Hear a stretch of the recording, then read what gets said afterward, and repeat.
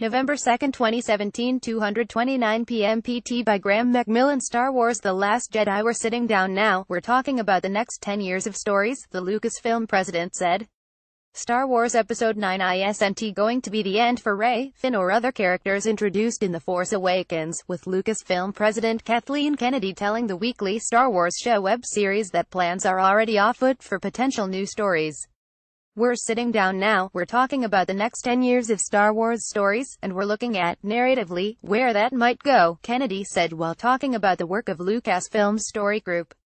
Future stories beyond Episode 9 with these new characters Rey, Poe, Finn, BB-8, but we're also looking at working with people who are interested in coming into the Star Wars world and taking us places we haven't been yet.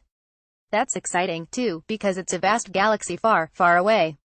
On the one hand, this shouldn't come as too much of a surprise. Characters have moved between trilogies before. Part of the appeal of The Force Awakens was seeing Leia, Han and Chewbacca again, after all, and, with the standalone Star Wars story movie framework, any future stories could take place either before or during the current trilogy. Nonetheless, this comes across as surprisingly spoiler-esque, at the very least.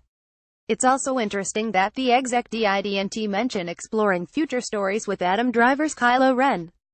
Perhaps aware of the attention Kennedy's comments would get, it's worth noting that makers of the Star Wars show snuck in a Last Jedi reveal of their own in this week's episode, the first ever footage of new location Canto Bight, which can be glimpsed at the 313 mark below. Star Wars The Last Jedi opens December 15th. Presumably, we'll see more of Canto Bight then. Star Wars The Last Jedi. Graeme McMillan, throughs at thr.com. Graeme.